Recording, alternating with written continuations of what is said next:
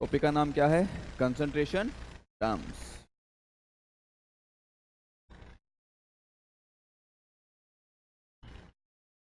उससे पहले क्वेश्चन करो एक, which of the following has highest mass. ऐसा क्वेश्चन आया है क्या? किसने सोल्व किया इसको? क्या पूछा है क्वेश्चन में? Which of the following is highest mass. सबके केस में मास निकालना था और सबसे ज़्यादा जिस केस में आएगा वो वैल्यू हमारा आंसर हो जाएगा। यहाँ पे तो ऑलरेडी मास दिया हुआ है, तो यहाँ पे कुछ अलग से फाइंड आउट करने की जरूरत नहीं है। सेकंड केस में क्या दिया हुआ है? 4 मोल ऑफ CO2। ठीक है, मोल का और मास का रिलेशन हमें पता है ऑलरेडी। क्या रिलेशन होता है? Number of moles equal to given weight by molar mass. ठीक है, मोल्स कितने दिए हुए हैं? 4, और मोलर मास CO2 का कितना हो गया? 4 इंटू 44।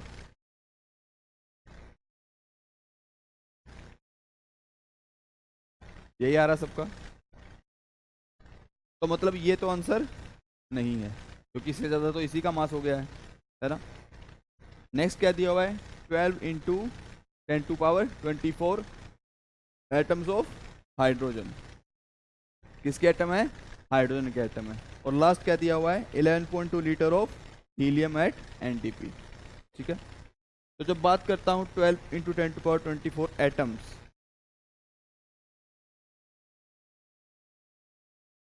एटम को मोल में कैसे बदलोगे? डिवाइड बाय Na, और Na से डिवाइड करते हैं कितना आ जाएगा? मैंने इसको डिवाइड कर दिया 6 इंटू 10⁻23 अप्रॉक्स। ठीक है, कितना आ गया? मोल्स आ गए ना मेरे, कितने आ गए? 20 मोल्स। क्लियर है बात? ठीक है, और हाइड्रोजन का एटम का वेट कितना? 1 ग्राम, 1 ग्राम पर मोल। ठीक है, तो यहाँ से जो मेरा वेट आ जाएगा वो क्या आएगा? Number of moles into molar mass, और मोल कितने हैं? 20 इंटू 1, कितना आ गया? 20 ग्राम। अभी भी सबसे ज़्यादा कौन है? CO2 ही है। ठीक है, ये अभी भी ज़्यादा नहीं है। फोर्थ ऑप्शन क्या है? 11.2 लीटर ऑफ हीलियम। हीलियम का मोलिकुलर मास कितना? 4 ग्राम पर मोल। कितना होता है? ठीक है, और अगर 4 ग्राम है तो सबसे पहले वॉल्यूम दिया हुआ है। क्या दिया हुआ है? वॉल्यूम से मोल में कैसे जाते हैं हम लोग? Divide by 22.4। 11.2 divide by 22.4 equal to number of moles. क्या वैल्यू आ गई? मोल आ गए कितने? 1/2। और वेट कितना आ जाएगा? 1/2 इंटू 4। आंसर क्या हो जाएगा हमारा? 4 मोल ऑफ CO2। क्लियर है सबको ये बात? एक क्वेश्चन और प्रैक्टिस करते हैं। सबको समझ में आया है क्या किया है? सबको सेम यूनिट में ले आए हम। ठीक है ना, क्या पूछ रहे क्वेश्चन में? हाईएस्ट मास। ठीक है, और अगर हाईएस्ट मास की बात कर रहे हैं तो सब में हम कन्वर्ट करेंगे पहले किस में? मास की टर्म्स में। तो फर्स्ट क्वेश्चन में ऑलरेडी मास दिया हुआ है सल्फर का, तो यहाँ हमें कुछ भी कैलकुलेट करने की जरूरत नहीं है। लेकिन सेकंड केस में 4 मोल दिए हुए, किसके? CO2 के। तो 4 मोल के हिसाब से हमने वेट फाइंड आउट किया, और वेट फाइंड आउट करने के बाद जो वैल्यू आ रही है वो आ रही है 176 ग्राम, जो कि 20 से बहुत ही ज़्यादा है कि नहीं? ठीक है, और थर्ड ऑप्शन में क्या किया? इतने एटम दिए हुए, किसके? हाइड्रोजन के। किसके दिए हुए हैं? हाइड्रोजन के। तो उस एटम को पहले Na से डिवाइड करके किस में कन्वर्ट किया? मोल में। किस में कन्वर्ट किया? मोल में। और 20 मोल आने के बाद जो वेट निकाला वो कितना है? 20 ग्राम। रिवाइज किया था आप लोगों ने जाके? सबने रिवाइज किया था? लग नहीं रहा है। पक्की बात? एक और क्वेश्चन करो फिर, इसका आंसर आना चाहिए जल्दी से। The maximum volume at STP is occupied by.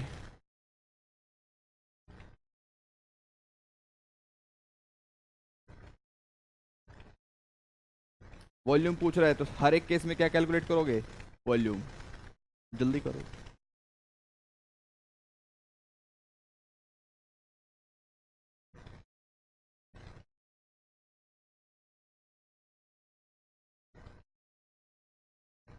कोई नहीं सही से। हम्म?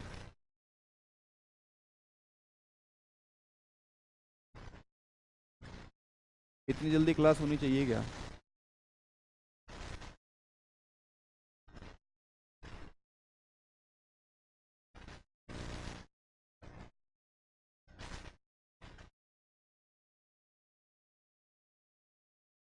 पहले केस में कितना वॉल्यूम आ रहा है?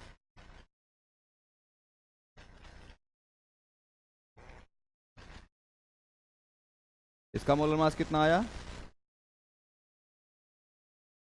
मोलर मास कितना है इसका? मोलर मास SO2 का 64 ग्राम पर मोल।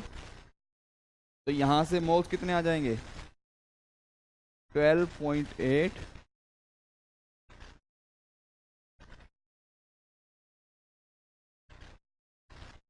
डिवाइड बाय 64 कितने आ गए? 0.2 मोल्स। आ गई सबके मोल्स। और मोल से वॉल्यूम निकालना है तो उस मोल को किससे मल्टीप्लाई कर देंगे? 22.4 से मेरा वॉल्यूम आ जाएगा। ठीक है, क्या वैल्यू आ रही है? 4.48।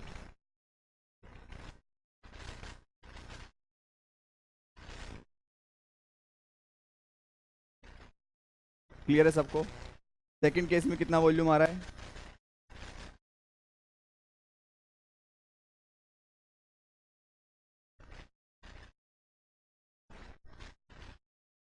मॉलिक्यूल कितने हैं? 6.02 इंटू 10 टू पावर 22 मॉलिक्यूल्स। तो मोल्स कैसे निकालूंगा मैं? कैसे फाइंड आउट करते हैं मॉलिक्यूल से moles? Number of molecule divide by Avogadro number. ठीक है, तो नंबर ऑफ मॉलिक्यूल्स क्या है? 6.02 into 10 to power 22 divide by 6.02 into 10 to power 23। कितनी वैल्यू आ जाएगी? 0.1। ये मेरे नंबर ऑफ मोल्स आ गए। ठीक है, जैसे इस केस में वॉल्यूम निकाला था, यहाँ भी वॉल्यूम ऐसे निकलेगा। मोल है 0.1 तो वॉल्यूम कितना आ जाएगा? 0.1 multiply by 22.4 2.24 litre. Maximum volume पूछ रहा है। क्या सेकंड केस में वॉल्यूम मैक्सिमम होगा? नहीं होगा। सेकंड ऑप्शन तो अपने आप पहले ही बाहर हो चुका है। यहां दिया हुआ डायरेक्टली 0.5 मोल ऑफ NO2, तो इसका 0.5 मोल ऑलरेडी दिया हुआ है।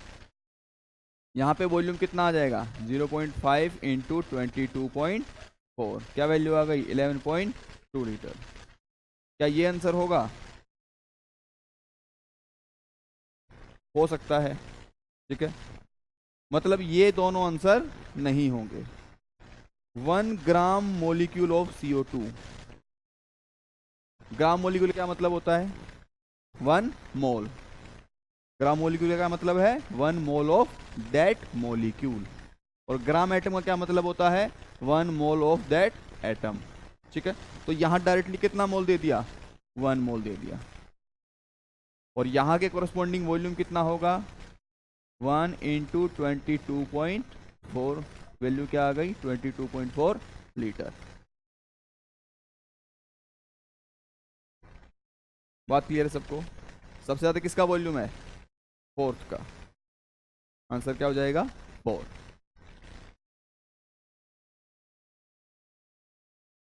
नोट डाउन करो उसको जल्दी से।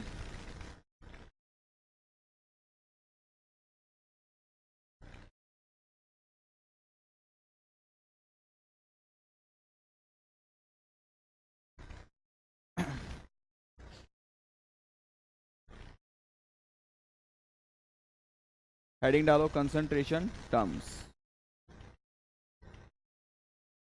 हेडिंग डालनी है कंसंट्रेशन टर्म्स।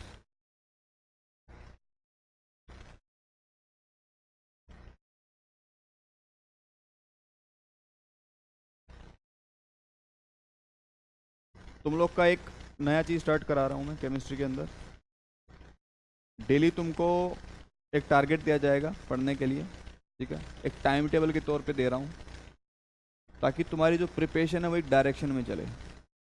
ऐसा ना हो कि एक दिन पढ़ रहे हो अगले दिन वो चीज़ ख़राब हो रही है। बात क्लियर है?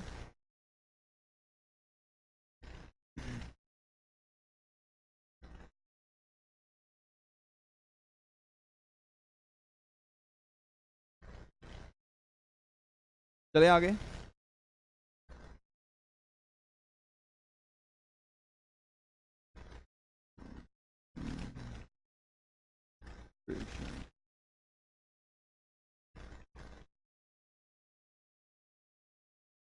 देखो, जब भी किसी भी सॉल्यूशन की बात होती है, ठीक है ना, कोई भी केमिकल सब्सटेंस है, कोई भी सॉल्यूशन है, उसको मेज़र करने के लिए बहुत सारी टर्म्स होती हैं, ठीक है। उसकी कंसंट्रेशन को मेज़र करने के लिए बहुत सारी टर्म्स होती हैं। कुछ टेम्परेचर डिपेंडेंट होती है और कुछ टेम्परेचर इंडिपेंडेंट होती हैं, ठीक है। और वेरियस टर्म्स को हमने क्या नाम दे दिया? Concentration terms. अभी हमने बात करी कि कुछ टेम्परेचर डिपेंडेंट है और कुछ टेम्परेचर इंडिपेंडेंट है। तो अगर बात करूं टेम्परेचर डिपेंडेंट की, कौन सी? Temperature dependent. और दूसरी तरफ क्या होगा? Temperature independent.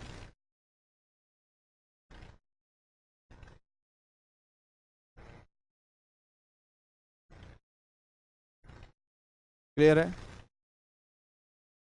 जो बात करेगा सीरियसली बाहर फेंक दूंगा क्लास से, कोई मतलब नहीं है, और आगे की सारी क्लास में एंट्री बिल्कुल नहीं थी। बातें करने के लिए टाइम है, लेकिन पढ़ने के लिए टाइम।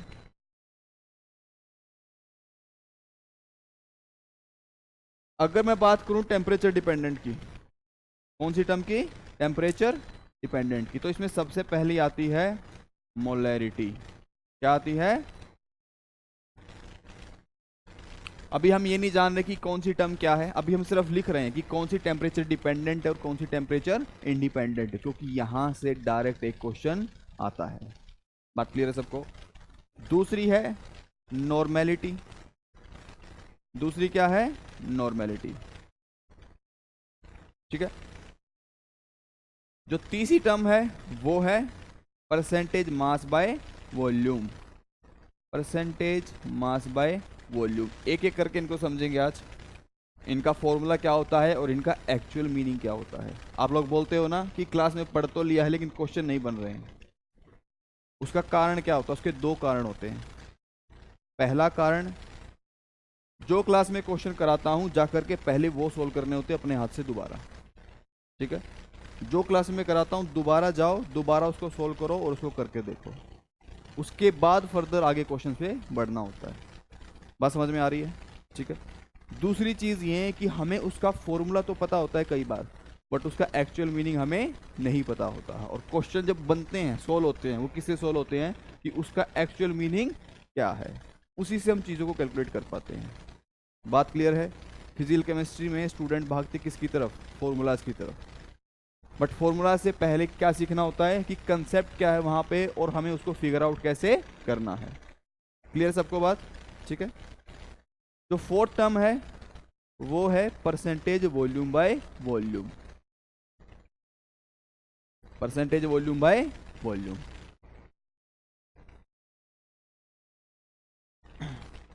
ये बेसिक टेम्परेचर डिपेंडेंट टर्म है। मतलब डिपेंडेंट का क्या मतलब है? अगर टेम्परेचर बदल दूं, अगर टेम्परेचर बदल दूं तो ये वैल्यूज चेंज हो जाएंगी। टेम्परेचर बदलने पे ये वैल्यू क्या हो जाएंगी? चेंज हो जाएंगी। और दूसरी आती है टेम्परेचर इंडिपेंडेंट, और इसमें जो सबसे पहली हमारी टर्म है उसका नाम है मोलैलिटी।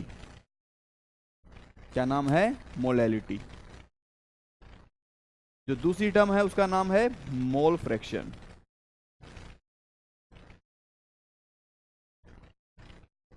तीसरी है परसेंटेज मास बाय मास। बात क्लियर है? और जो फोर्थ टर्म है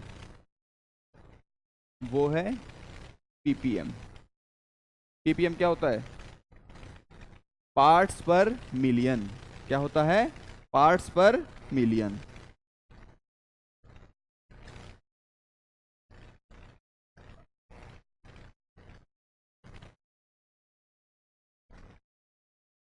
बात क्लियर है?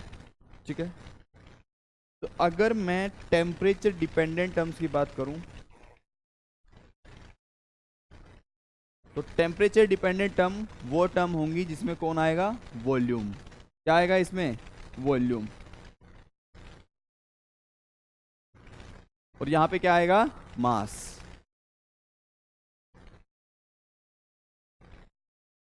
कहने का मतलब ये है कि टेम्परेचर के साथ वॉल्यूम चेंज हो जाता है लेकिन मास चेंज नहीं होता। इसलिए हम इनको क्या बोल रहे हैं? Temperature independent term. और इनको क्या बोल रहे हैं? Temperature dependent term. तो क्वेश्चन में अगर आता है मोलैरिटी, टेम्परेचर डिपेंडेंट है, ठीक है। Mole fraction, temperature independent. Percentage mass by volume, temperature dependent है। बात क्लियर है सबको? ठीक है। Percentage mass by mass independent है। क्लियर है सबको ये बात? ठीक है।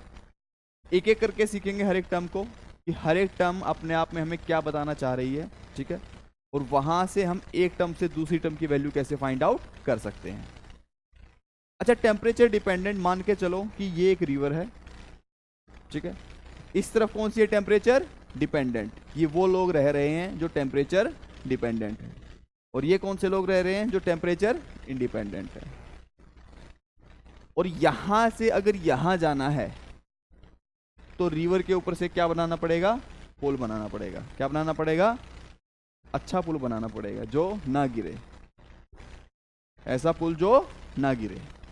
तो यहां पे हमारे एक काम की चीज है पुल, उसका नाम क्या है? डेंसिटी। क्या नाम है उसका?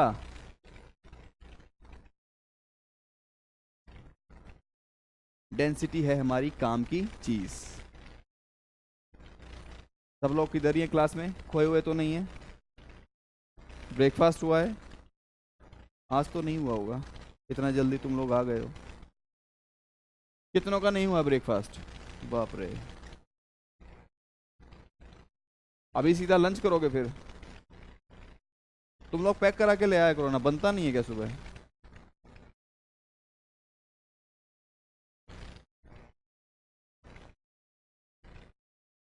नोट डाउन किया सबने? ठीक है। तो यहां पे जो काम की चीज है वो क्या है? डेंसिटी। अगर मुझे क्वेश्चन में, ध्यान से सुनना इस बात को, अगर मुझे क्वेश्चन में मोलैरिटी दे दी और बोल रहा है मोलैरिटी से मोलैलिटी में कन्वर्ट करके दिखा, तो मैं उससे क्या पूछूंगा? मुझे क्वेश्चन में डेंसिटी दे के दिखा। बात क्लियर है? मांगूंगा ना मैं। अगर मुझे यहां से यहां जाना है मोलैलिटी की तरफ, तो क्या चाहिए मुझे? डेंसिटी। तो बोल रहा है कि मोल फ्रैक्शन में कन्वर्ट करके दिखा, तो मैं तब भी क्या मांगूंगा? डेंसिटी। लेकिन अगर उसने बोल दिया कि मोल फ्रैक्शन से मोलैलिटी में जाना है और मैं बोल रहा हूं डेंसिटी दे के दिखा, तो वो क्या दे के दिखाएगा मुझे? थप्पड़ दे के दिखाएगा कि यहां से यहां जाने में डेंसिटी की जरूरत है क्या? तुम तो एक ही शहर के लोग हो, तुमको रिवर पार करने की जरूरत नहीं है। अगर मोल फ्रैक्शन दे करके मोलैलिटी निकलवा रहा है या परसेंटेज मास बाय मास दे करके मोलैलिटी निकलवा रहा है, उसमें डेंसिटी की जरूरत नहीं है। और डेंसिटी दे भी दी, मान लो डेंसिटी दे भी दी, तो हमें उसकी जरूरत नहीं है। जबरदस्ती वहां डेंसिटी घुसा करके वॉल्यूम निकाल रहे हैं, हमें उसकी जरूरत ही नहीं है। बात क्लियर है? ये बात समझ में आई? ठीक है। सबसे पहले जो हम पढ़ेंगे वो है percentage mass by mass. Heading डालो सीधा, परसेंटेज मास बाय मास। ये सबने नोट डाउन किया?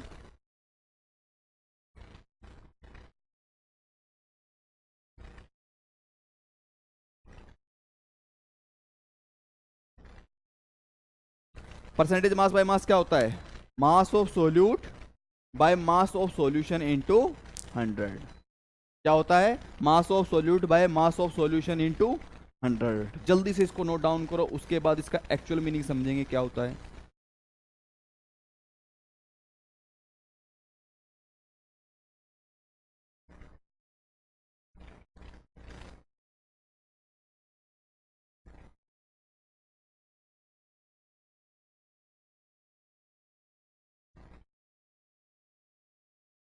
मास परसेंट।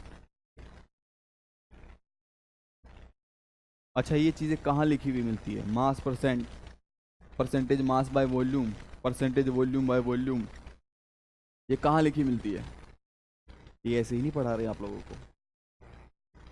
आप जब बनोगे डॉक्टर और आपके पास आएगी दवाइयाँ, ठीक है, जो कंपनी नई दवाई बनाती है डॉक्टर के पास लेके आती है कि ये देखो हमने कुछ प्रोडक्ट बनाया है, अगर आप रिकमेंड करेंगे, यूज़ करना चाहेंगे तो देख सकते हैं। तो आप सबसे पहले उस कफ सिरप पे देखोगे क्या परसेंटेज मास बाय वॉल्यूम कितना है इसमें। तो जब भी इस बार कोई कफ सिरप दिखे तो उस पर ढूंढना एक बार कि percentage mass by volume, percentage volume by volume लिखा हुआ है क्या, या परसेंटेज मास बाय मास लिखा हुआ है। कोई भी केमिकल सब्सटेंस आता है, उसका पैकेट आता है, उसकी बोतल आती है, हर बोतल पे लिखा होता है 35% वॉल्यूम बाय वॉल्यूम सॉल्यूशन। बात क्लियर है? ठीक है, उसके कारण इसको पढ़ रहे हैं हम। रिक्वायरमेंट है एप्लीकेशन लाइफ में, इसलिए उसको यहाँ पे पढ़ाया जा रहा है। मास परसेंट क्या है? Mass of solute by mass of solution into 100। लिखो जल्दी से, it is the mass of solution, mass of solute, it is the mass of solute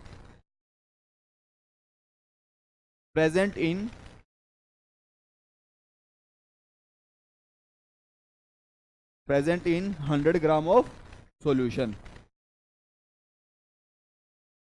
Mass of solute present in 100 gram of solution. अगर मैं बोल दूं 12% mass by mass, कितना? 12% mass by mass, तो इसका क्या मतलब है? इसका मतलब है 12 ग्राम ऑफ सोल्यूट, कितना? 12 ग्राम। 12 gram of solute is present in 100 gram of solution. कितना? 100 gram of solution.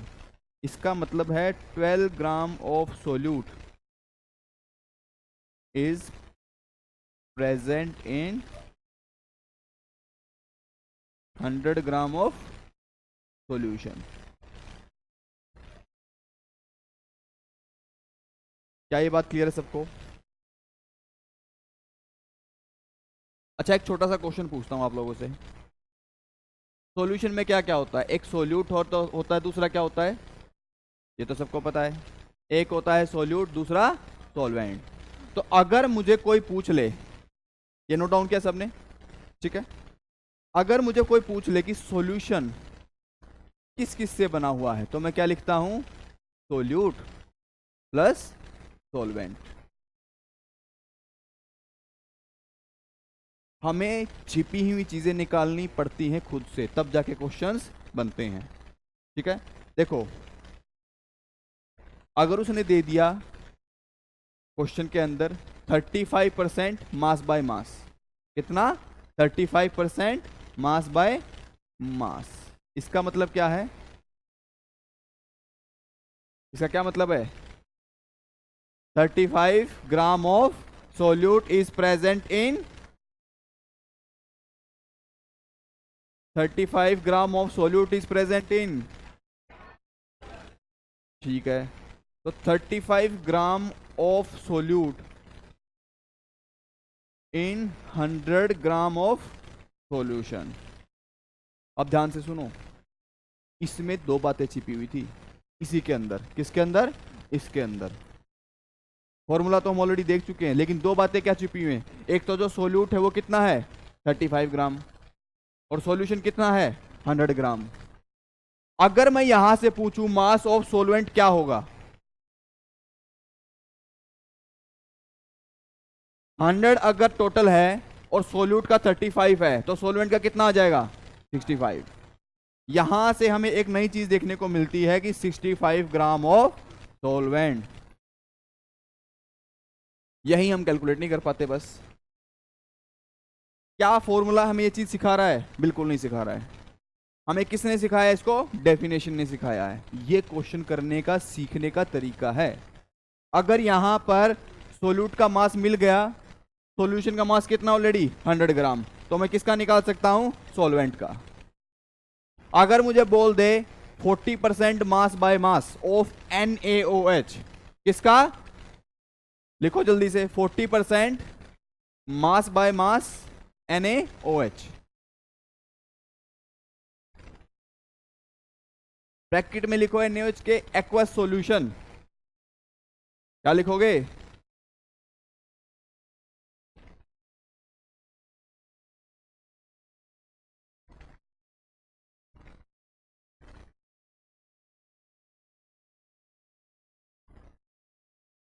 40% mass by mass aqueous solution of NaOH। इसका क्या मतलब है, इसका मतलब है 40 gram of NaOH is present in 100 gram of solution. और सॉल्यूशन के अंदर है कौन कौन, NaOH और वाटर। एक्वस सॉल्यूशन का क्या मतलब है, एक्वस सॉल्यूशन का मतलब है कि सॉल्वेंट जो लिया गया है वो क्या है बेटा जी, वाटर। तो यहां पर सोल्यूट का मास कितना हो गया, 40 ग्राम, कितना हो गया, 40 ग्राम। कमाल की चीज बताऊंगा यहां से, सोल्यूट का मास कितना, 40 ग्राम, सॉल्यूशन का मास कितना, वेरी गुड, और सॉल्वेंट का मास कितना है, 60 ग्राम है। अगर मुझसे कोई पूछ ले कि NaOH के मोल्स निकालो, यहां से क्या निकालो, NaOH के मोल्स, तो क्या वैल्यू आएगी, सोल्यूट का वेट हमें पता है और NaOH का मोलर मास कितना होता है,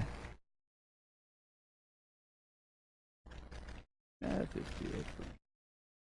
कितना होता है, Na का कितना है 23, हाइड्रोजन का 1 और ऑक्सीजन का 16, कितना हो गया 40। तो यहां से जो नंबर ऑफ मोल निकल के आएंगे वो कितने आएंगे, 40/40 इक्वल टू 1। इसीलिए आपको पहले मोल कंसेप्ट पढ़ाया गया है, जिसको मोल कंसेप्ट आता होगा वही तो मोल निकल पाएगा। अब मैं दे दूं परसेंटेज मास बाय मास, उसने ये सब तो निकाल लिया बट उसको मोल निकालना ही नहीं आता, और क्वेश्चन में पूछ लेगा 40% mass by mass aqueous solution of NaOH, find the number of moles of NaOH and water. किस किस के मोल पूछ रहा है, NaOH और वाटर के। NaOH के मोल निकल गए, ठीक है। वाटर के मोल कैसे निकलेंगे, वेट ऑफ सॉल्वेंट कितना है, 60 ग्राम है। तो यहां से अगर मुझे मोल निकालने पड़े वाटर के तो कितने आएंगे, 60/18। बात क्लियर सबको, 3 पॉइंट समथिंग वैल्यू आ जाएगी, ठीक है। क्या सबको क्लियर हुई ये बात। तो हमें जो सीखना होता है बेटा हमेशा, वो सिर्फ एक फॉर्मूला नहीं सीखना होता है, उससे वो हमें क्या फाइंड आउट करवाना चाह रहा है। वो बहुत खतरनाक खिलाड़ी है सामने, वो हमें मोल्स नहीं दे रहा डायरेक्टली, वो मोल्स हमसे कैलकुलेट करवाना चाहता है। मोल्स दे देगा तो फिर तो क्या ही रहेगी केमिस्ट्री में, हमारा काम बिल्कुल इजी हो जाता है। लेकिन उसने क्या कहा, उसने पहले हमें दे दिया परसेंटेज मास बाय मास, और किसका, एक्वस सॉल्यूशन ऑफ NaOH। और परसेंटेज मास बाय मास तो हमें ऑलरेडी पता है, mass of solute present in 100 gram of solution. और जितनी परसेंटेज दी हुई है उतना ही मास किसका हो जाता है, सोल्यूट का। किसका हो जाता है, सोल्यूट का।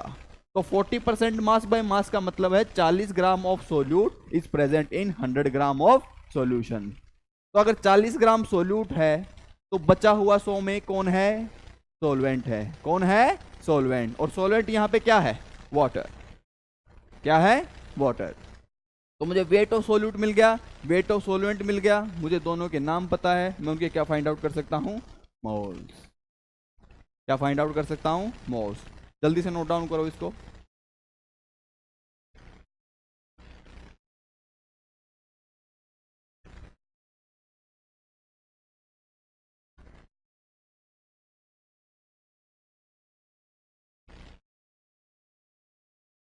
क्या परसेंटेज मास बाय मास समझ में आया, percentage mass by mass is an temperature independent. कैसी है, टेम्परेचर इंडिपेंडेंट टर्म है।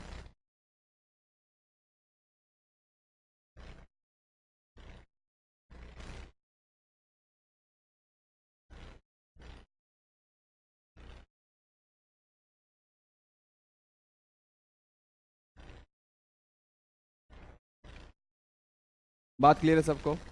ठीक है, एक क्वेश्चन भी हमने देख लिया। क्या percentage mass mass aqueous solution of NaOH given है, तो find the moles of NaOH।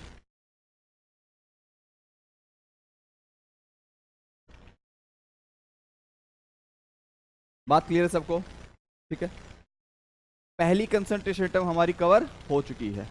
दूसरी कंसंट्रेशन टर्म क्या है? Percentage mass by volume. जल्दी से हेडिंग डालो, दूसरी क्या है? Percentage mass by volume.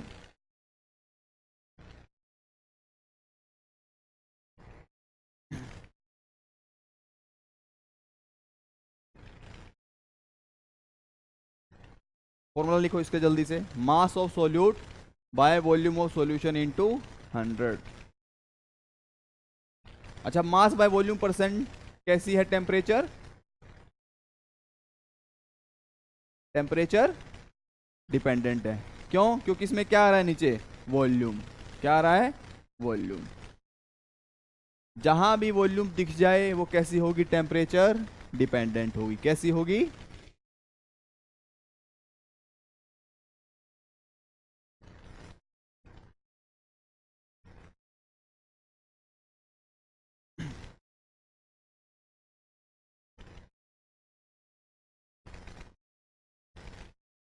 लिखो जल्दी से,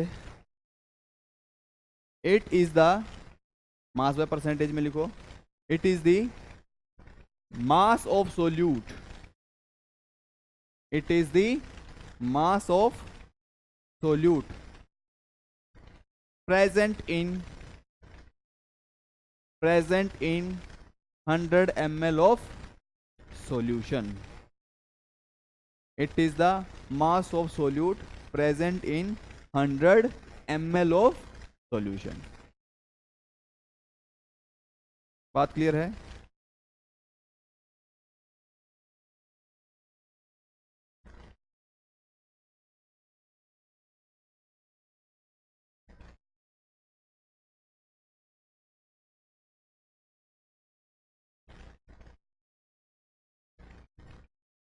मास ऑफ सोल्यूट किसमें? ग्राम में। किसमें? ग्राम में। बात समझ में आई सबको? अगर बोल दे 32% मास बाय वॉल्यूम, उसका क्या मतलब होगा? 32% मास बाय वॉल्यूम का क्या मतलब होगा? 32 gram of solute is present in 100 ग्राम। आएगा या ml आएगा? ml आएगा, क्योंकि मैंने क्या दिया है? परसेंटेज मास बाय वॉल्यूम दिया है। तो मतलब डायरेक्टली इनडायरेक्टली बताना चाह रहा है कि अगर मुझे उसको फिगर आउट करना है तो परसेंटेज मास बाय वॉल्यूम होगा। ठीक है, और 33% अगर है तो उसका क्या मतलब है? 33 gram of solute is present in 100 ml of solution. ये बात क्लियर है सबको? ठीक है, और जो तीसरी टर्म है वो क्या है? Percentage volume by volume. Note down करो जल्दी से, परसेंटेज वॉल्यूम बाय वॉल्यूम। ये छोटी छोटी टर्म है। परसेंटेज वॉल्यूम बाय वॉल्यूम, ये कैसी टर्म है? टेम्परेचर,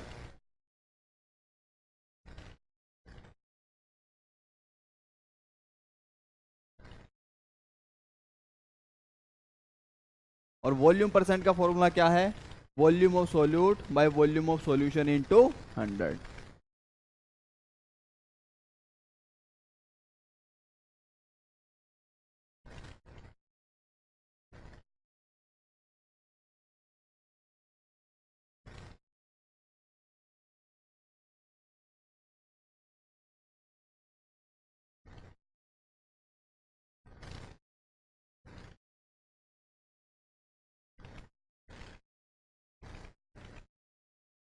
बात क्लियर है सबको? डेफिनेशन लिखो इसकी, it is the it is the volume of solute, it is the volume of solute present in 100 ml of solution. It is the volume of solute in ml is present in 100 ml of solution. बात clear है सबको? ठीक है, इसका कहने का क्या मतलब होता है? मान लो दे दिया 15% वॉल्यूम बाय वॉल्यूम, मतलब है 15 ml ऑफ सोल्यूट। क्या है? 15 ml of solute is present in 100 ml of solution.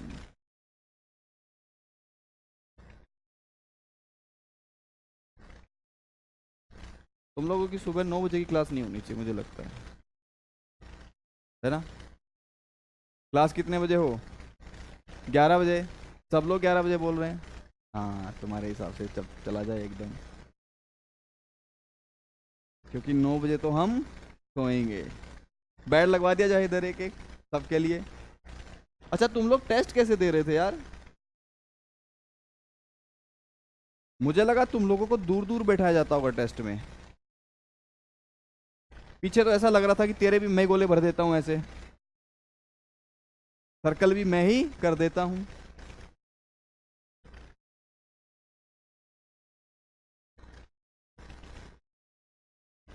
कैसा हुआ टेस्ट? ठीक ठाक हुआ? ठीक है।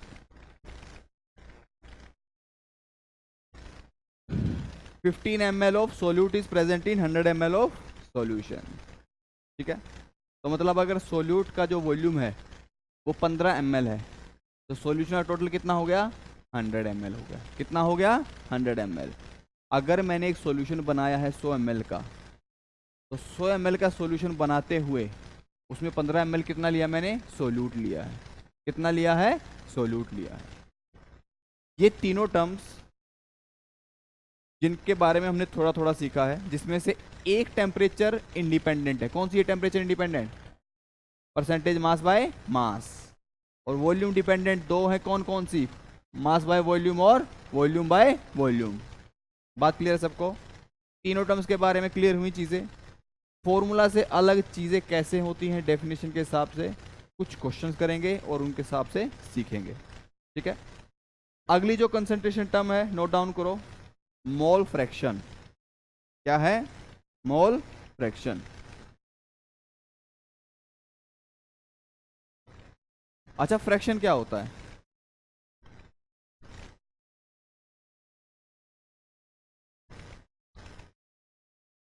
मैं एकदम अनपढ़ आदमी हूँ यार, मुझे पी बाई क्यू की फॉर्म में मत बताओ यार। मैं मतलब मेरे को ऐसा समझा दो कि मुझे पता चल जाए कि फ्रैक्शन किसको बोलते हैं।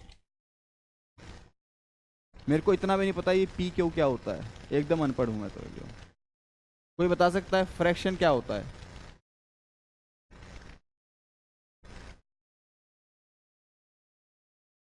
Part of the whole. कुछ कुछ सही है, काफी हद तक सही है और सही है।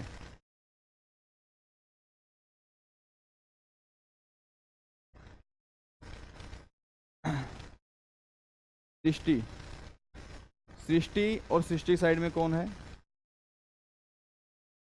अंशु।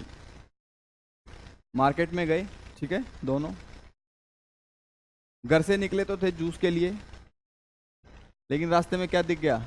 मोमोज। क्या दिख गया? मोमोज। ठीक है, तो जो रास्ता यहां जाना था वो मुड़ करके इधर हो गया। ठीक है, बाहर जाने नहीं देते हैं। ए तुम लोग यार, मैं एक दिन देख रहा था हॉस्टल के बाहर ही एक पानीपुरी वाले को बुलाया हुआ है, जबरदस्त लगे हुए हैं,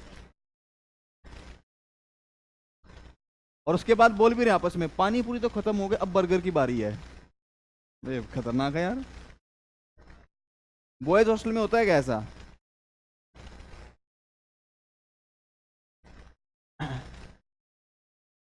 अच्छा, मान लो दोनों के पास मिला करके 100 रुपीज है। कितने हैं? 100 रुपीज। ठीक है, और एक बार के लिए मान लेते हैं सृष्टि के पास है 75, ठीक है, और अंशु के पास है 25। ठीक है, क्योंकि अंशु ने पहले ही पैसे खर्च कर दिए थे, तो इस बार अंशु के पास है 25 और सृष्टि के पास 75। तो अगर 100 का कंट्रीब्यूशन होता है, कितने का? 100 का, तो एक के पास है 75 और दूसरे के पास 25। तो अगर मैं फ्रैक्शन देखूं, क्या देखूं? टोटल का फ्रैक्शन। तो जो टोटल के कंपैरिजन में अमाउंट है, जो टोटल के कंपैरिजन में अमाउंट है, वो सृष्टि के पास कितना है? 75/100।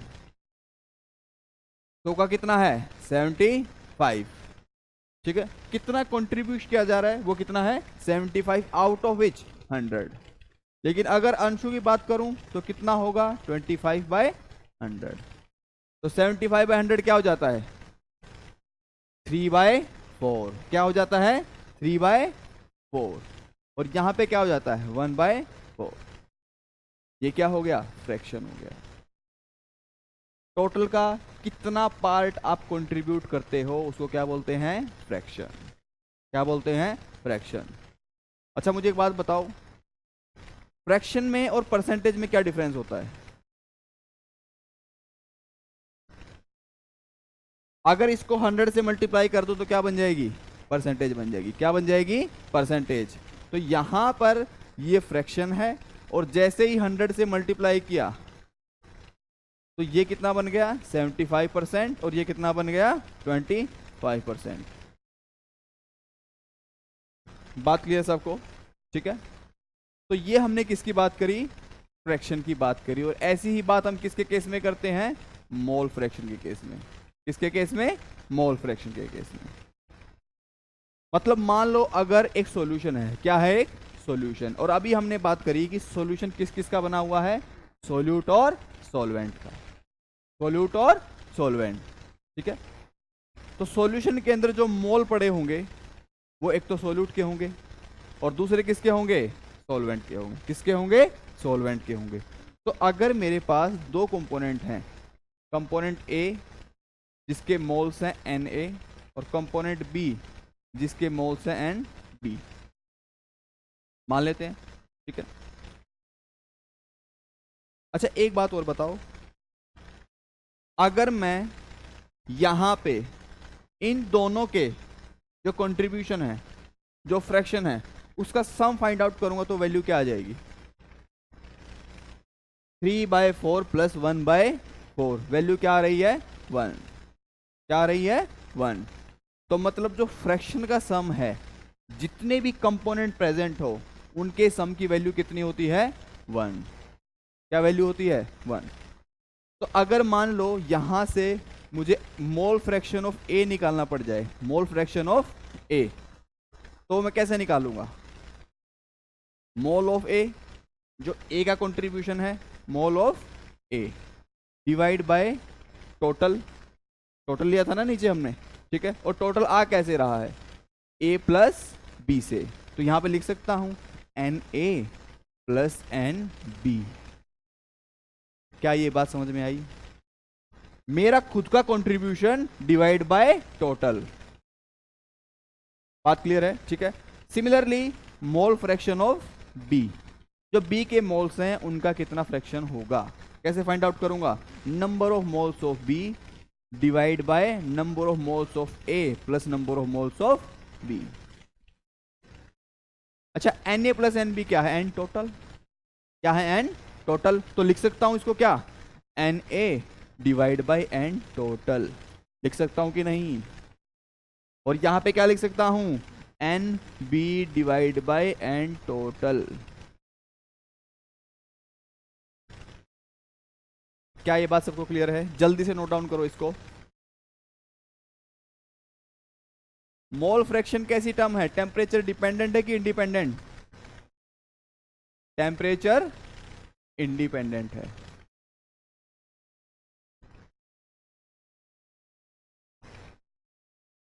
दो तीन अच्छी बातें करेंगे यहां से, उसके बाद आगे बढ़ेंगे। जल्दी से नोट डाउन करो। बहुत बेहतरीन कंसेप्ट है ये, मोल फ्रैक्शन। बड़े काम की चीज है पूरी केमिस्ट्री के अंदर।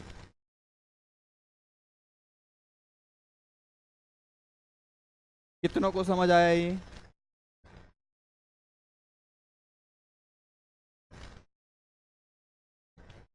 कोई ऐसा जिसको लग रहा है रिपीट करने की जरूरत है?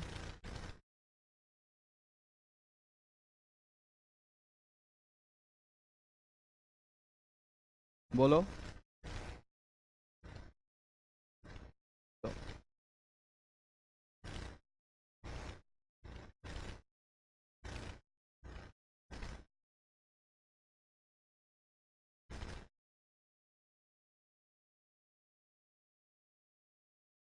क्या नोट डाउन हुआ? देखो हमारे पास एक बर्तन है, ठीक है, दोबारा एक बार देख लेते हैं इसको।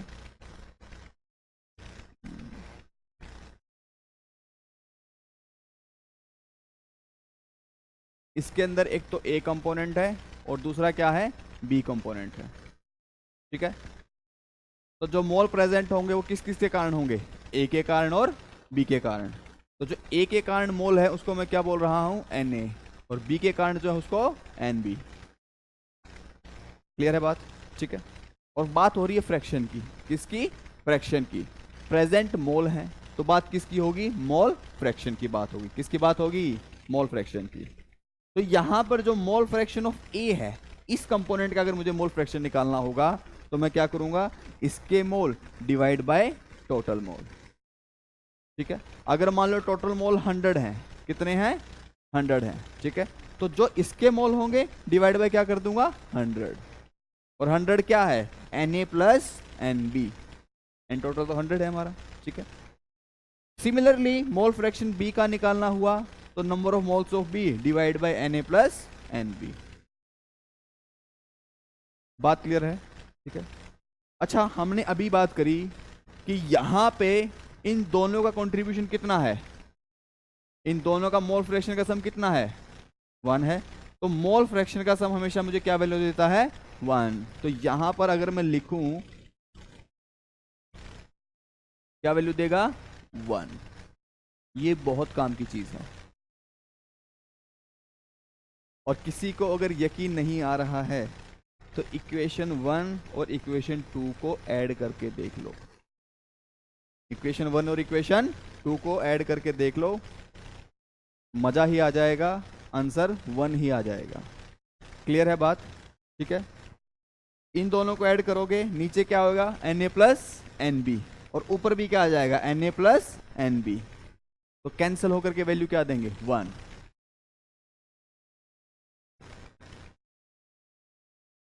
बात क्लियर है, ठीक है। चीजें क्लियर हुई? इस पे एक क्वेश्चन देखते हैं।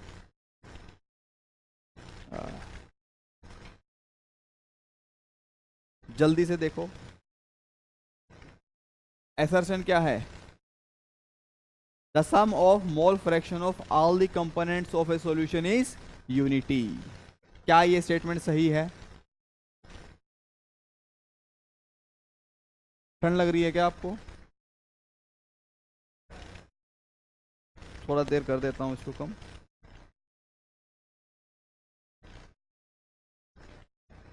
ठीक है, जल्दी से बताओ आंसर। असर्शन क्या बोल रहा है, the sum of mole fraction of all the components of a solution is unity. अच्छा एक बात देखो, अभी हमने बात करी थी, ये अपने पास बीकर है, ए के कारण आ रहे हैं Na और बी के कारण आ रहे हैं Nb मोल्स, ठीक है। अगर कंपोनेंट सी भी हो जाता तो क्या आते, Nc, और तीनों के मोल फ्रैक्शन का सम किसके बराबर होता, 1 के। किसके बराबर होता, 1 के। तो जितने भी मोल्स हैं, A component, B component, C D E F, जितने भी कंपोनेंट्स हैं उसके रिस्पेक्टिव में जितने भी मोल फ्रैक्शन आएंगे उनका सम हमेशा क्या होगा, 1 होगा। क्या होगा, 1 होगा। तो क्या ये स्टेटमेंट सही है, the sum of mole fraction of all the components of a solution is unity. Unity मतलब 1। तो ये स्टेटमेंट तो सही है। रीजन क्या दे रहा है, mole fraction is a temperature dependent mode of concentration.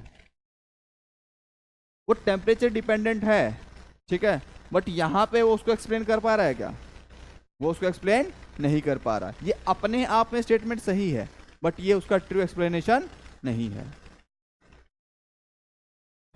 Mole fraction क्या है, टेम्परेचर इंडिपेंडेंट। हमने क्या बोल दिया, अच्छा ये स्टेटमेंट ही गलत है, फिर तो ये पूरा स्टेटमेंट ही गलत है। क्या हो जाएगा, assertion is true but reason is false। देखो जब यहां पे एक इंपॉर्टेंट बात, कहां से पता चल रहा आप चीजों को सीख रहे हो, टेम्परेचर इंडिपेंडेंट पढ़ने के बाद मैंने इसको क्या कर दिया, ट्रू कर दिया। लेकिन उसी टाइम पे आपने सीधा पकड़ लिया कि नहीं नहीं टेम्परेचर क्या लिखा हुआ है, डिपेंडेंट लिखा हुआ है, जो कि एक गलत स्टेटमेंट है। यही अवेयरनेस चाहिए हमें किसके अंदर, क्लास के अंदर। बात क्लियर आप सबको? ठीक है, एक क्वेश्चन लिखो।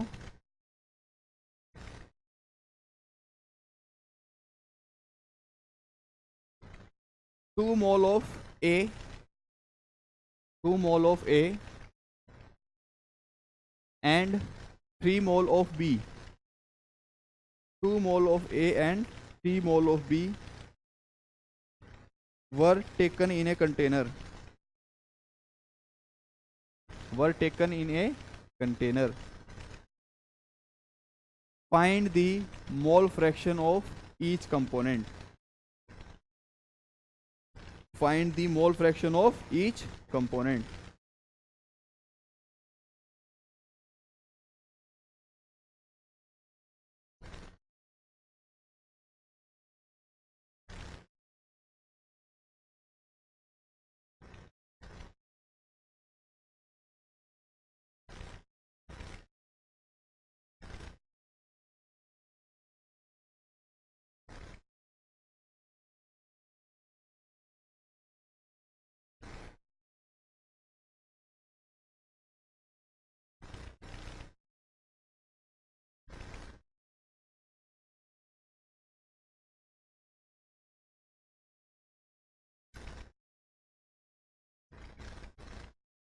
ए के कितने मोल हैं? 2, और बी के 3। दोनों के क्या फाइंड आउट करने हैं? Mole fraction. Mole fraction of A कितना आएगा? टोटल मोल्स कितने हैं मेरे? 5। तो अगर किसी का मोल फ्रैक्शन निकालना हो तो उसके mole divide by total number of moles. A के मोल्स कितने हैं? 2, नीचे क्या आएगा? 5। ठीक है। अच्छा, बी के मोल कई बार ना भी दे, मान लो दे दिया क्वेश्चन में, ठीक है ना, कि ए के मोल हैं कितने? 2, और टोटल मोल है 5। ठीक है, तो ऑलरेडी हम बी के मोल फाइंड आउट कर सकते हैं। दूसरा, अगर एक बार किसी एक कंपोनेंट का मोल फ्रैक्शन आ गया तो दूसरे कैसे फाइंड आउट कर सकते हैं? 1 में से माइनस करके, क्योंकि हमें पता है mole fraction of A plus mole fraction of B equal to 1। तो ऑलरेडी ए का मोल फ्रैक्शन क्या आ गया है? 2/5। तो जो बी का मोल फ्रैक्शन क्या हो जाएगा? 1 माइनस 2/5। वैल्यू कितनी आ गई? 3/5। तो बी के लिए हमें अलग से कैलकुलेट करने की जरूरत भी नहीं पड़ी। जल्दी से एक और क्वेश्चन लिखो। 138 gram of 138 gram of ethyl alcohol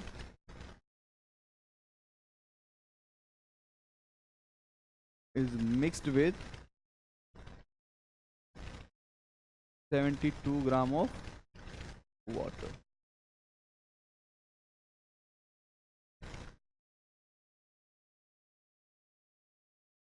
Find the ratio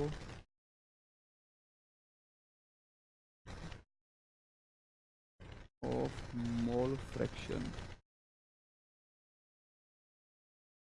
of alcohol.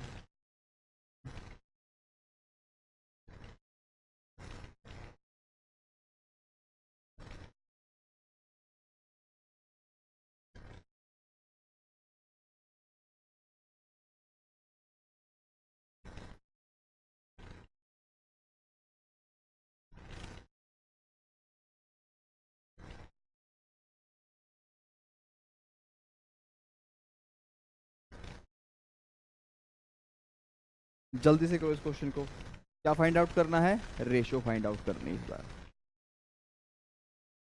कौन कौन है मेरे पास? इथाइल अल्कोहल और उसके साथ क्या है? Water. Find the ratio of mole fraction of ethyl alcohol to water. तो दोनों के क्या निकालोगे? पहले मोल फ्रैक्शन। दोनों का गिवन वेट हमारे पास है और दोनों का क्या पास है? मोलर मास भी हमारे पास है।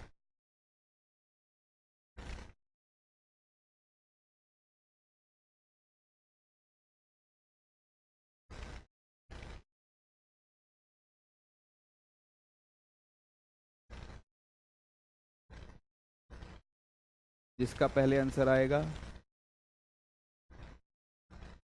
पार्टी तुम देते ही नहीं यार।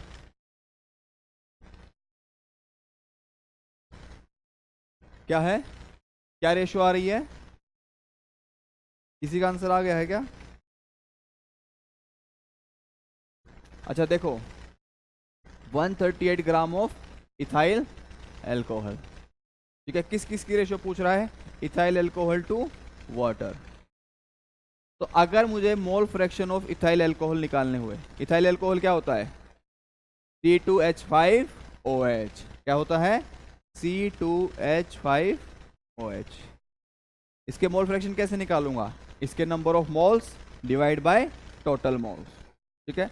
और सिमिलरली मोल फ्रैक्शन ऑफ दूसरा क्या है? H2O। तो यहां पर number of moles of C2H5OH divide by number of moles of C2H5OH plus number of moles of water, यही होगा यहाँ पे तो, ठीक है। और इसके केस में क्या होगा? ऊपर क्या आ जाएगा? Number of moles of water divide by number of moles of C2H5OH plus number of moles of water. ये तो सबको क्लियर होगा, ठीक है। तो मुझे सिर्फ ये वैल्यू निकालनी, number of moles of C2H5OH और number of moles of water, find out करके देखें, ठीक है। Number of moles of C2H5OH कैसे निकलेगा? उसका गिवन वेट डिवाइड बाय उसका मोलर मास। तो N ऑफ C2H5OH होगा, गिवन वेट कितना उसका? 138 ग्राम। और मोलर मास कितना है उसका? कितना गिवन है क्वेश्चन में? 46 ग्राम। क्या वैल्यू आ गई? 3। क्या वैल्यू आ गई? 3। Number of moles of water कितने हो जाएंगे? गिवन वेट कितना है वाटर का? 72 ग्राम ऑफ वाटर। तो 72 डिवाइड बाय 18, कितने मोल आ गए? क्या दोनों के मोल मिल गए हमें? दोनों के मोल पता चले? क्या किया है? Given weight of ethyl alcohol उसको डिवाइड कर दिया किससे? उसके मोलर मास से। गिवन वेट ऑफ H2O कितना है? 72 ग्राम, डिवाइड कर दिया उसको किससे? उसके मोलर मास से। मुझे दोनों के क्या मिल गए? मोल्स। और मोल्स मिलने पर मोल फ्रैक्शन फाइंड आउट कर सकता हूं मैं इजीली। मोल फ्रैक्शन क्या होगा इसका? N ऑफ C2H5OH कितने मोल्स हैं? 3। डिवाइड में क्या कर दूं? 3 + 4 कितना हो जाएगा? 7। तो इसका मोल फ्रैक्शन क्या आ गया? 3/7, ठीक है। यहां पर भी अगर करूं तो वैल्यू क्या आएगी? 4/7। क्वेश्चन में पूछ क्या रहा है? Find the ratio of mole fraction of ethyl alcohol to water. तो यहां पे मुझे रेशियो निकालनी है किसकी? Mole fraction of C2H5OH divide by mole fraction of H2O। क्या वैल्यू आएगी? X of C2H5OH divide by mole fraction of H2O। 3/7 divide by 4/7। अच्छा एक चीज देखो यहां से, अगर मैं डायरेक्ट इनके मोल की रेशियो ले लेता तो भी तो मेरा आंसर यही आता। रेशियो क्या आ रही है? 3:4, ठीक है। अगर मुझे मोल फ्रैक्शन की रेशियो लेने को कहा जाए तो वो किसकी रेशियो होती है? मोल की रेशियो होती है। किसकी रेशियो होती है? मोल की रेशियो। ऐसा क्यों? क्योंकि नीचे दोनों में क्या आ रहे हैं? टोटल नंबर ऑफ मोल्स, वो तो हमेशा कैंसिल ही होने हैं। स्टेटमेंट लिखो जल्दी से। The ratio of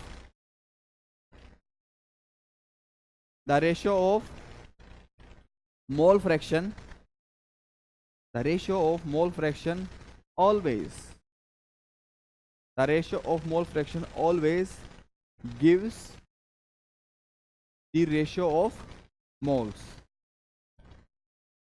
always gives the ratio of moles। बात समझ में आई? कितनों को एक क्वेश्चन समझ में आया? रिपीट करूं? इसको रिपीट करने की जरूरत है? देखो क्वेश्चन में क्या बोल रहा है, इथाइल अल्कोहल है, उसको मिक्स किया गया किसके साथ, वाटर के साथ।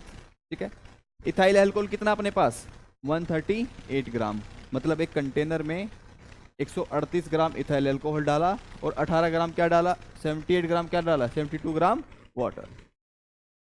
ठीक है, find the ratio of mole fraction of ethyl alcohol to water if mass of ethyl alcohol. ये तो देने की जरूरत भी नहीं थी आप लोगों को, आपको निकालना आता है, इथाइल अल्कोहल का मोलर मास निकालना आता है आपको। ठीक है, वाटर का भी आपको निकालना आता है, तो इसकी तो हमें ज़रूरत ही नहीं है, हम अपने आप उसको कैलकुलेट कर लेंगे। हमें निकालना है पहले मोल फ्रैक्शन, मोल फ्रैक्शन निकालेंगे उसके बाद तो क्या निकालेंगे, रेशियो। ठीक है, और मोल फ्रैक्शन निकालने के लिए हमें पता है कि अगर एक कंपोनेंट का मोल फ्रैक्शन निकालना है तो number of moles of that component divide by total number of moles. और टोटल नंबर ऑफ मोल्स किस किस के हैं, number of moles of ethyl alcohol plus number of moles of water. Similarly number of moles of mole fraction of H2O कैसे find out करूंगा, number of moles of water divide by total number of moles. हमने question में given था number of moles of water निकाले और ethyl alcohol को find out किया, और यहाँ पे कहाँ पे पुट किया, 3 डिवाइड बाय टोटल मोल कितने हैं, 3 + 4, इनका सम क्या है 7। यहाँ पे भी क्या 4 डिवाइड बाय 7, और लास्ट में उनकी क्या ली, रेशियो। क्या ले ली हमने लास्ट में, रेशियो। बात क्लियर सबको, सबको समझ आया अभी। नेक्स्ट टॉपिक है मोलैरिटी, जल्दी से हेडिंग डालो, मोलैरिटी।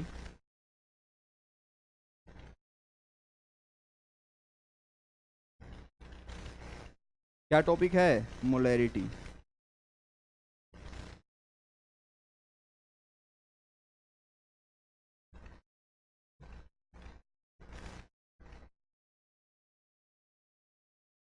मोलैरिटी कैसी टर्म है, टेम्परेचर डिपेंडेंट की टेम्परेचर इंडिपेंडेंट। पहली बात तो ये है टेम्परेचर डिपेंडेंट, मतलब मुझे ये पता चल गया है कि कहीं ना कहीं इसमें क्या आएगा, वॉल्यूम आएगा। क्या बेटा जी, ये टेम्परेचर डिपेंडेंट। अब जितनों को चाय पसंद है पहले हाथ ऊपर करो। अरे बाप रे, तुम सब तो मेरे दोस्त हो। कितनों को चाय पसंद नहीं है, तुम लोग कॉफी वाले हो क्या, दूध, अरे सत्तू।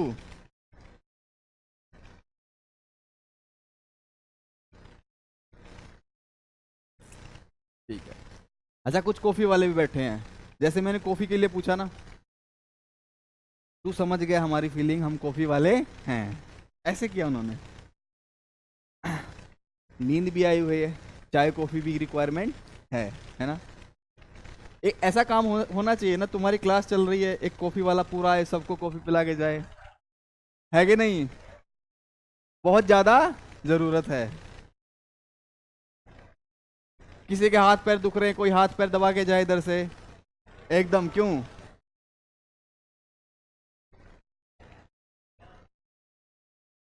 चाय के साथ बिस्किट भी हो जाएगा।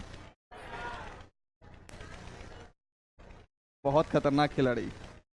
अच्छा एक बात बताओ, मान लो मैं हूं तुम्हारा चाय वाला, ठीक है, और मैं बना रहा हूं चाय, ध्यान से सुनना बात को एक बार, ठीक है। अगर चाय में चीनी ज्यादा डाल दी तो मिठास उसमें बढ़ जाएगी, और चाय में चीनी कम रख दी तो मिठास उसमें कम हो जाएगी। ये बात क्लियर है सबको, ठीक है। अगर मुझे मान लो चाय में चीनी ज्यादा पसंद है, कुछ लोग होते हैं ना, डाल इसमें चीनी, और थक गया डालते डालते, भैया डाल दिया, भैया डाल दिया, मान ही नहीं रहा है और डाल। अगर मान लो किसी को ज्यादा मिठास पसंद है, मान लो मुझे पसंद है, और किसी खुरापात ने क्या किया, उसमें पानी डाल दिया, क्या डाल दिया, पानी। अगर चाय में पानी डाल दोगे तो उसकी मिठास कम हो जाएगी, उसकी मिठास कम हो जाएगी। लेकिन एक खतरनाक बात देखो, अगर मैं पानी डाल रहा हूं तो उसका वॉल्यूम बढ़ा रहा हूं, उसका वॉल्यूम क्या कर रहा हूं, बढ़ा रहा हूं, वॉल्यूम तो बढ़ गया पानी डालने के बाद। और मोलैरिटी हमने लास्ट क्लास में बात करी थी थोड़ी सी, मोलैरिटी हमारी क्या है, मिठास। मोलैरिटी क्या है? मिठास। अगर मैं इसको मिठास बोल दूं, किताबों में नहीं लिखा है, कभी कहीं जाकर के इंटरव्यू में पूछे मोलैरिटी क्या होती है? मिठास। मोलैरिटी क्या है? हमारे लिए क्या है? मिठास है। और जो चीनी है वो है number of moles of solute. Number of moles of solute. चीनी क्या है? Number of moles of solute. और चीनी के दाने हैं एक्चुअल में number of moles of solute. तो जितने चीनी के दाने बढ़ाता जाऊंगा उतनी ही मेरी मिठास बढ़ती चली जाएगी, मतलब उतनी ही मेरी मोलैरिटी बढ़ती चली जाएगी। जैसे जैसे मैं number of moles of solute को इंक्रीज करूंगा मेरी मोलैरिटी बढ़ जाएगी। लेकिन जैसे ही उसमें पानी डाला, पानी डालने के बाद उसका वॉल्यूम बढ़ गया, और जैसे ही वॉल्यूम बढ़ेगा मेरी मिठास कम हो जाएगी। तो जो number of moles of solute है वो मेरी मोलैरिटी के डायरेक्टली प्रोपोर्शनल है कि नहीं है? और मेरा जो वॉल्यूम है वो मोलैरिटी के इनवर्सली प्रोपोर्शनल है। तो यहां से मैं लिख सकता हूं एक बात, क्या? कि मेरी जो मोलैरिटी है, मोलैरिटी, ठीक है, इसको रिप्रेजेंट करते हैं कैपिटल एम से। और ये क्या है? Temperature dependent. क्या है? Temperature dependent. Temperature dependent. तो एम क्या हो गया मेरा? डायरेक्टली प्रोपोर्शनल किसके? Number of moles of solute. किसके है? Number of moles of solute के। और इनवर्स प्रोपोर्शनल किसके है? Molarity is directly proportional to number of moles of solute. और इनवर्सली प्रोपोर्शनल किसके है? Volume of solution.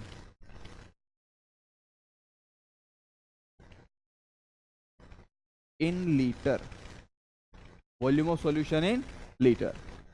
अच्छा, मुझसे कोई पूछने लगा सर ये लीटर में ही क्यों ले रहे हो, एमएल में क्यों नहीं ले रहे हो?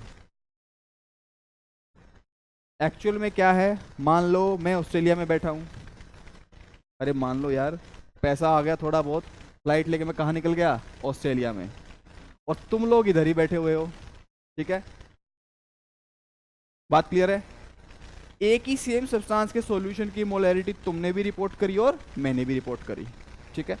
लेकिन हमारा डाटा मैच नहीं कर रहा है, क्योंकि तुमने जो वॉल्यूम ले लिया था वो एमएल में ले लिया था और मैंने किस में लिया? लीटर में। तो हर जगह सेम चीजों को करने के लिए पैरामीटर सेम बनाया जाता है। तो वॉल्यूम को सबने क्या माना? लीटर में माना। कि हर जगह जब मोलैरिटी को रिपोर्ट किया जाएगा तो वॉल्यूम किस में कंसीडर किया जाएगा? लीटर के अंदर। किसके अंदर? लीटर के अंदर। ये फॉर्मूला सबको क्लियर है? यहां से क्या फॉर्मूला बनेगा? Number of moles of solute divide by volume of solution. किसमें? लीटर में।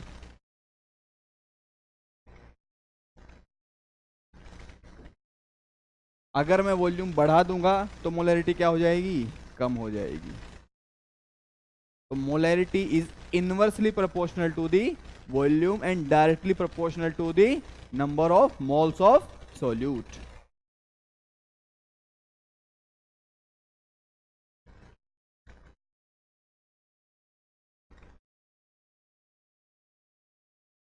क्या सबको क्लियर है? अच्छा, ये बात तो क्लियर हो गई, ये तो फॉर्मूला जनरेट कर दिया हमने।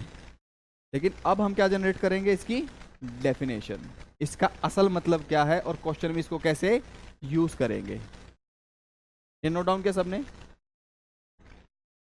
जल्दी से लिखो definition. Molarity is defined as,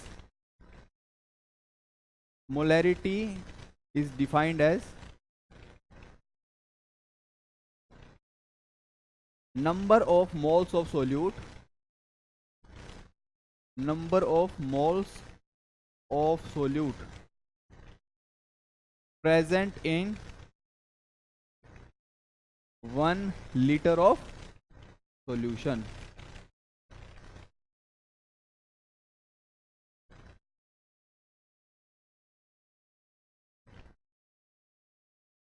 अगर मैं 1 लीटर सॉल्यूशन का बनाता हूं तो उसकी मोलैरिटी कितनी हो जाएगी, जितने उसमें नंबर ऑफ मोल्स हैं। बात क्लियर है। अगर मैं वॉल्यूम ऑफ सॉल्यूशन 1 लीटर ले लूं तो मेरी जो मोलैरिटी है वो किसके बराबर हो गई, number of moles of solute के। किसी किसी क्वेश्चन के अंदर मोलैरिटी पूछ लेता है, फाइंड आउट द मोलैरिटी, तो पहले मोल्स निकलवाएगा कहीं ना कहीं से, और वहां पे वॉल्यूम कितना ले लेना हमने, 1 लीटर, क्योंकि मोलैरिटी की डेफिनेशन ही क्या है कि number of moles of solute present in 1 litre of solution. कितना, 1 लीटर ऑफ सॉल्यूशन। क्या ये बात सबको क्लियर है, सबने नोट डाउन किया? जल्दी से क्वेश्चन देखो।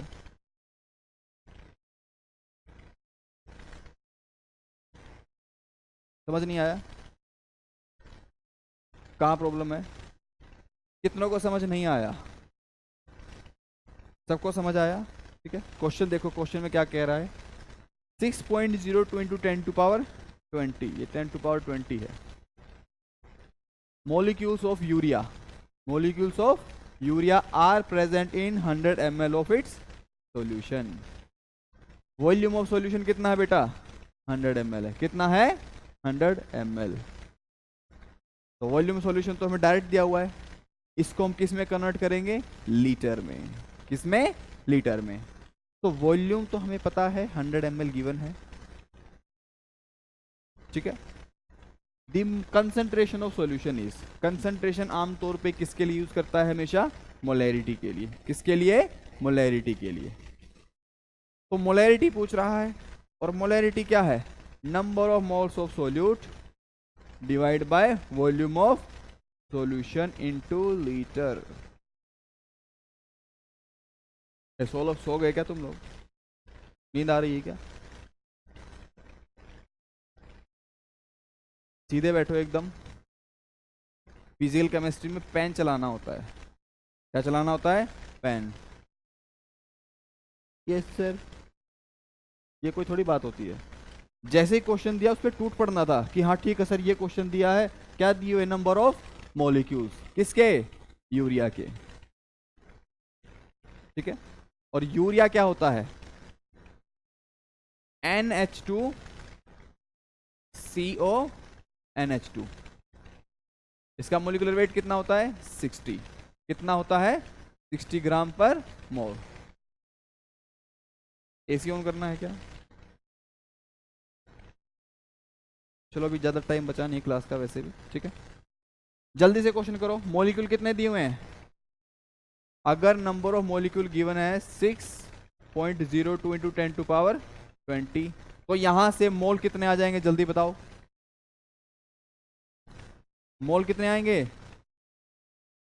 1/1000। 6.02 into 10 to power 20 divide by 6.02 into 10 to power 23, 0.001 आ गए मोल्स।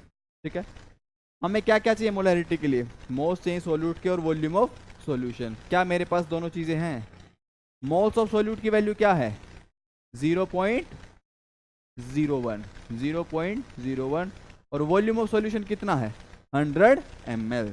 लेकिन मैं इसको किस में कन्वर्ट करूंगा, लीटर में। और ml से लीटर में जाने के लिए क्या करना पड़ता है, 1000 से डिवाइड, क्योंकि 1 लीटर में कितने ml, 1000 ml। तो 1000 ml इक्वल टू 1 लीटर, और 1 ml इक्वल टू 1/1000। तो अगर मैं इसको 1000 से डिवाइड कर दूं तो ये किस में आ जाएगा, लीटर में आ जाएगा। किस में आ जाएगा, लीटर में, क्योंकि हमें इसको किस में लेना है, लीटर में। यहां से क्या वैल्यू आ रही है, 0.001। क्या आंसर आएगा, 0.01। ये दोनों तो कैंसिल हो गए ना, ये और ये कैंसिल हो गए, बच गया क्या, 1/100, 0.01। क्लियर हुआ, मोलैरिटी का क्वेश्चन कैसे फाइंड आउट करेंगे, इसको जल्दी से नोट डाउन करो।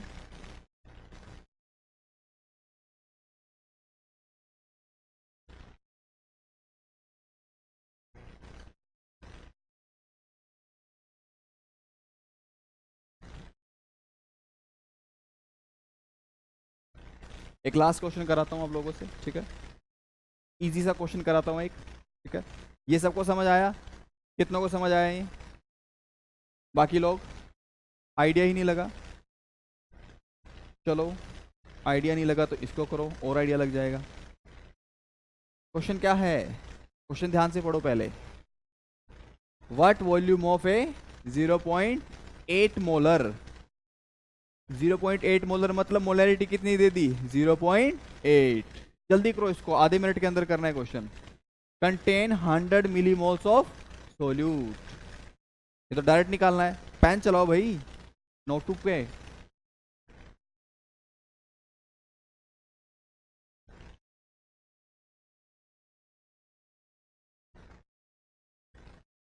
कल तो तुम लोग का टेस्ट नहीं है, परसों है test. What volume of a 0.8 molar solution. Molarity क्या है? मोलैरिटी है number of moles of solute by volume of solution in litre. Number of moles कितने हैं? 100 मिली मोल्स। कितने? 100 मिली मोल्स। क्या मैं उसको मोल में कन्वर्ट कर लूं? और मिली मोल को मोल में कन्वर्ट करने के लिए क्या करना पड़ेगा? Divide by 1000। क्या करना पड़ेगा? Divide by 1000। Volume of solution कितना है? अच्छा वॉल्यूम तो निकालना है क्वेश्चन में। मोलैरिटी कितनी है? 0.8। वॉल्यूम तो हमें फाइंड आउट करना है, और ये कितनी है? 0.8। तो वॉल्यूम कितना आ जाएगा लीटर में? 100 डिवाइड बाय 1000 इंटू 0.8। जल्दी से निकाल के बताओ क्या वैल्यू आएगी लीटर में? 120 लीटर में आएगी क्या? 1000 डिवाइड बाय 1000 इंटू 8, 1/8 लीटर आ गई है। 1/8 लीटर। ऑप्शन में सारे ऑप्शन किस में दिए हुए हैं? ml के अंदर। किसके अंदर दिए हुए हैं? ml के अंदर। तो इसको किस में कन्वर्ट करेंगे अब? ml में। तो वॉल्यूम हमारा आया हुआ है 1/8 लीटर। वॉल्यूम हो जाएगा 1/8 इंटू 1000 ml। कितना हो गया? 125 ml। क्लियर है बात सबको? ठीक है, आज मोलैरिटी पे ही रोकते हैं चीज़ों को। नेक्स्ट क्लास में क्या क्या पढ़ेंगे? मोलैलिटी, नॉर्मेलिटी, और जो बची हुई कंसंट्रेशन टर्म्स हैं। तो यहाँ तक करके आओगे, और बीच में 2 क्वेश्चन है। देखो ये क्वेश्चन देखो, इसको होमवर्क में दे रहा हूँ, ठीक है, और इससे नेक्स्ट भी क्या है? होमवर्क है। 1-1 मिनट लगेगी इन क्वेश्चन को करने में, और इसको करेंगे नेक्स्ट क्लास में।